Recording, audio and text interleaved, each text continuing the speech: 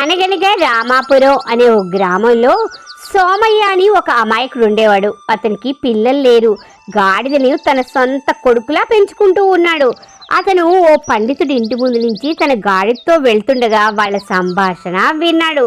అందులో ఒక అతను పండితుడిని, స్వామి, మీరు మహాపండితులని విన్నాము.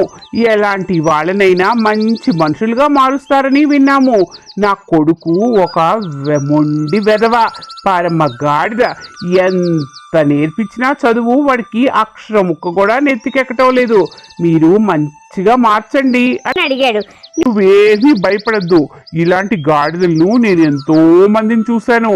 ఎలాంటి గాడిదనైనా 6 నెలలు తిరిగేసరికి మంచి మనిషిగా మారుస్తాను. నువ్వు ధైర్యంగా వెళ్ళు అంటూ మాటలు విని వాళ్ళు వెళ్ళగానే ఆ పండితుడి దగ్గరికి తన గాడిదని తీసుకుని వెళ్ళాడు సోమయ్య. స్వామి, మీరు ఇందాక ఆ పక్కూరాయంతో అంటున్న మాటలు విన్నాను. నాకు ఆ గాడిదని కొడుగ్గా మార్చండి.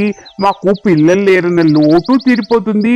మా ఆవిడ చాలా సంతోషపడుతుంది అంటూ కాళ్ళు పట్టుకున్నాడు.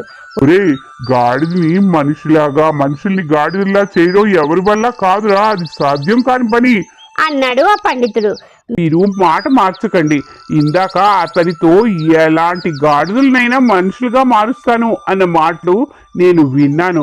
వెంటనే మాట మార్చేస్తారు. ఇది మీకు సబబు కాదు అన్నాడు. వెంటనే ఆ పండితుడు ఆ అమాయకుడు చూసి జాలి వేసి ఏమనాలో తోచక, సరే, ఆ చెట్టుకు కట్టేసి వెళ్ళు. ఒక 6 నెలలు పడుతుంది. ఈ లోపల బోల్డు డబ్బు ఖర్చు అవుతుంది. మరి నువ్వు ఇచ్చుకోగలవా అని అడిగాడు. నా ఇల్లు పొలము అన్నీ అమ్మేసి ఇస్తాను. ఎంత ఖర్చయినా పర్వాలేదు. మీరు నా గాడిదని మనిషిగా మార్చండి అని ఆ చెట్టు కట్టేసి వెళ్ళిపోయాడు. నెలకొకసారి వచ్చి ఎంతో కొంత డబ్బులు ముట్ట చెప్తూ ఉండేవాడు. ఇలా 6 నెలలు గడిచిపోయింది. ఆనందంతో ఒకరోజు పండితుడి దగ్గరికి వచ్చి, స్వామి, 6 నెలలు అయిపోయింది. గాడిద కొడుకైపోయి ఉంటాడు కదా అన్నాడు. అప్పుడు ఆ స్వాములు ఇలా అన్నారు. అవును, నువ్విచ్చిన గాడిద పెద్ద వయసుది, అందుకే పెద్ద కొడుకు అయిపోయాడు.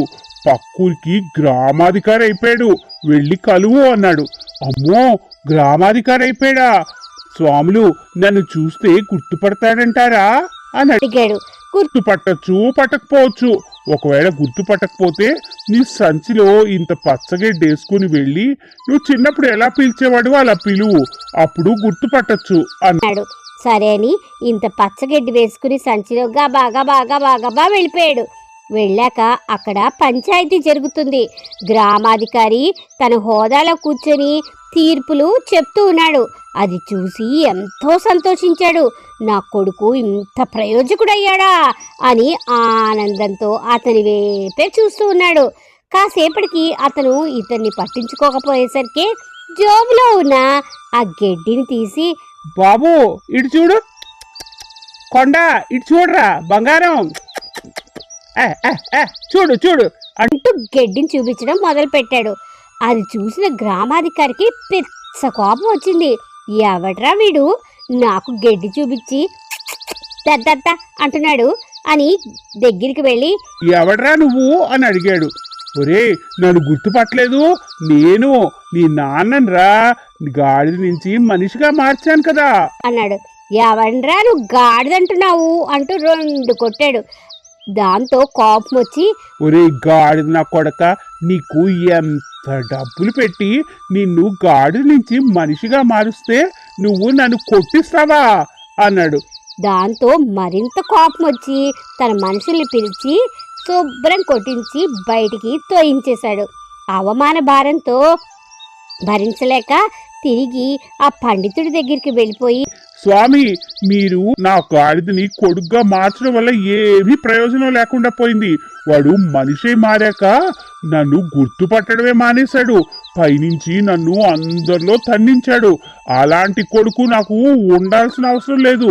నాకు వద్దే వద్దు. నా గాడిదే నాకు మళ్ళీ కావాలి. ఎంత ఖర్చైనా పర్వాలేదు అంటూ కాళ్ళు పట్టుకున్నాడు. చిన్న చిరునవ్వు నవ్వి ఆ పండితుడు రేపురా అన్నాడు. మరుసటి రోజు పొద్దున్న సంబరంగా వెళ్ళేసరికి అక్కడ గాడిదని పెట్టి ఉంచాడు. దాంతో గాడిదని చూసి ఎంతో ఆనందము, మళ్ళీ కోపం కూడా వచ్చి, ఒరే, నిన్ను మనిషిగా మార్చడానికి ఎంత డబ్బు ఖర్చు పెట్టానో తెలుసా? నువ్వైనా మారలేదు, నీకు విశ్వాసం లేదురా అన్నాడు. వెంటనే ఆ పండితుడు వాడు గాడిదగా మారగానే అన్నీ మర్చిపోయాడు. ఇంక నువ్వు ఏమీ అనద్దు అన్నాడు. ఓహో అవునా అనుకొని సంబరంగా దా దా బుజ్జుకొండ రా రా నా దగ్గర రా నాన్న అంటూ దగ్గర తీసుకొని తన దగ్గర పెట్టుకుని ఎంతో ఆనందంతో సంబరపడిపోయాడు. అంతేకాదు పండితుడు ఒక డబ్బులు సంచి ఇచ్చి ఇది నాకు పొలంలో దొరికింది అని చెప్పి ఇది నువ్వు ఉంచుకో, రేపు నీకు కొడుకు లేరు కదా, భవిష్యత్తుకి పనిచేస్తుంది అని చెప్పాడు. ఎంతో ఆనందంగా ఆ గాడిదని తీసుకుని తిరిగి ఇంటికి వెళ్ళిపోయాడు సోమయ్య. ఈ కథ కనుక మీకు నచ్చితే please like, share and subscribe చేయండి అమ్మా. మరిన్ని మంచి కథలతో మళ్ళీ మీ ముందుకు వస్తాను. Thank you.